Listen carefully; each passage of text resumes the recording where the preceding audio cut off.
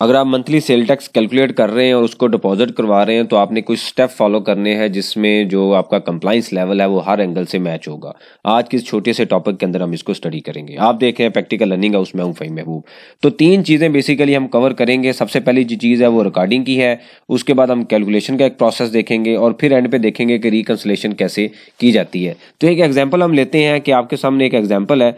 हम ये कहते हैं कि एक मिस्टर ए है जिन्होंने सेल की किसी भी कस्टमर को, और उनकी जो सेल वैल्यू थी विदाउट टैक्स जो वैल्यू थी वो थी 1 लाख रुपया, और उसके बाद जो है वो 18% उस पर सेल टैक्स चार्ज किया गया जो कि बनता है 18,000, और टोटल जो वैल्यू बनती है वो 1,18,000 रुपया है। अब ये एक बेसिकली इनवाइस प्राइस आपने डिसाइड की। हम यहाँ पे ज्यूम करते हैं कि ये जो सेल प्राइस है कैसे बनाई गई कि कोई एक प्रोडक्ट थी, उसकी जो कॉस्ट थी वो 80 थी और उसके बाद जो प्रॉफिट ऐड किया गया वो 20 किया गया और 100 रुपये की आपने प्राइस बनाई। ये कॉस्टिंग के लेक्चर के अंदर हम देख चुके हैं, यहाँ पे हम ये चीज़ जो है वो डिस्कस नहीं करेंगे।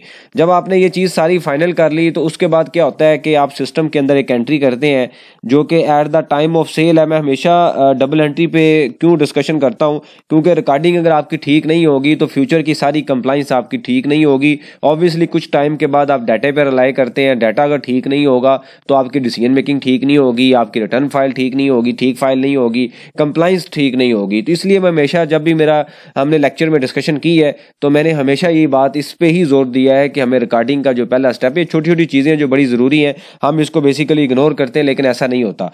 तो रिकॉर्डिंग के टाइम पे आपने क्या एंट्री की होगी, आपने जो है वो हमने क्या किया कि जो रिसीवेबल था मिस्टर बी था उसको हमने टोटल अमाउंट से 1,18,000 से डेबिट किया और क्रेडिट हमने टर्नओवर कर दिया जो कि विदाउट टैक्स वैल्यू थी 1 लाख रुपया, और इसी तरीके से क्रेडिट हमने कर दिया सेल टैक्स जिसकी वैल्यू बनती थी 18,000 रुपया। अब ये थी रिकॉर्डिंग के टाइम पे हमने एंट्री की। अब जब आप ये एंट्री करते हैं तो ऑब्वियसली जैसे मैंने ऊपर ये डिस्कस किया है कि ये जो 80,000 की कॉस्ट थी ये बेसिकली स्टॉक वैल्यू हो सकती है, इसमें डिफरेंट चीज़ें आ सकती हैं। अभी मैं डिस्कस नहीं कर रहा डिटेल में, लेकिन कॉन्सेप्ट बता रहा हूँ। इसमें स्टॉक की वैल्यू हो सकती है टोटल, और उसके बाद अगर कोई आपने वेरिएबल ओवरहेड वगैरह चार्ज किए हैं तो उनकी वैल्यूज हो सकती है। लेकिन अभी हम सिर्फ और सिर्फ स्टॉक के ऊपर डिस्कशन करेंगे कि जो आपने चीज़ जो आगे से प्रॉफिट ऐड कर रहे हैं वो 80,000 की आपने ली जो कि स्टॉक की वैल्यू थी। तो जैसे ही आपने ये एंट्री सेल के टाइम पे की तो सिस्टम ने एक दूसरी एंट्री की जो कि ऑटो एंट्री होती है। वो क्या होगी, कॉस्ट ऑफ सेल को वो डेबिट करेगा सिस्टम 80 से, और क्रेडिट आपका जो स्टॉक है उसको कम कर देगा 80 से। अब क्या हुआ कि ये 2 एंट्री तो हो गई।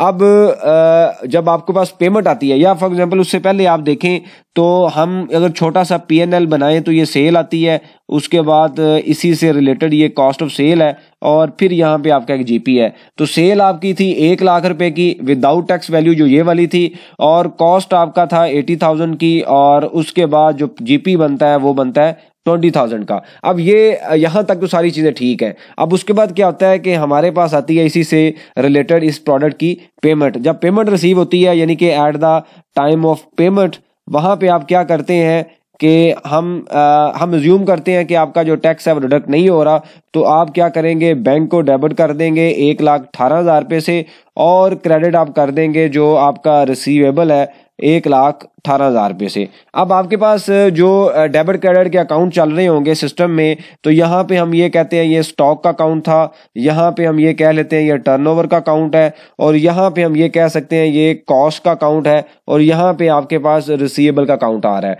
तो रिसीवेबल का अकाउंट में पहले 1,18,000 रुपया बुक किया at the time of sale, बाद में पैसे आए तो ये जो अकाउंट है वो नील हो गया, ट्रांजैक्शन ठीक रिफ्लेक्ट हो गई। कॉस्ट में जो है वो 80,000 रुपये की आपकी कॉस्ट बुक हो गई जो कि इस एंट्री से आ गई जो ऊपर हमने एंट्री की है।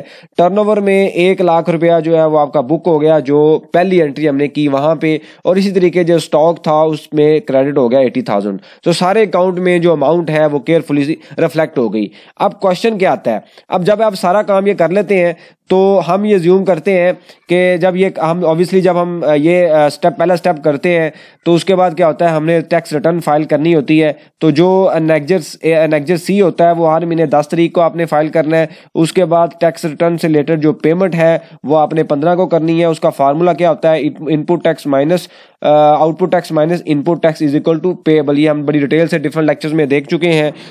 ये हम बड़ी डिटेल से डिफरेंट लेक्चर्स में देख चुके हैं कि सेल टैक्स को कैसे कैलकुलेट किया जाता है। फिर आता है कि जी 18 तारीख को जाके आपने जो सेल टैक्स रिटर्न है वो फाइल करनी होती है।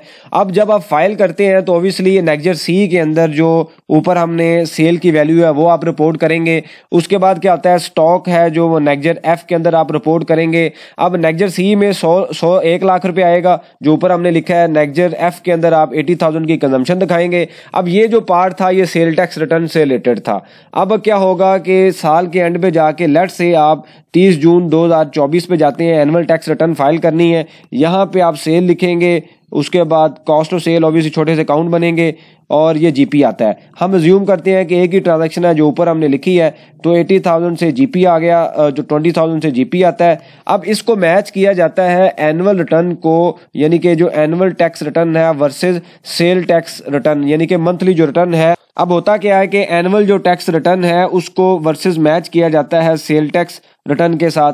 एनुअल रिटर्न में आपकी सेल आ रही होगी 1 लाख रुपया, सेल टैक्स रिटर्न में भी 1 लाख रुपया है।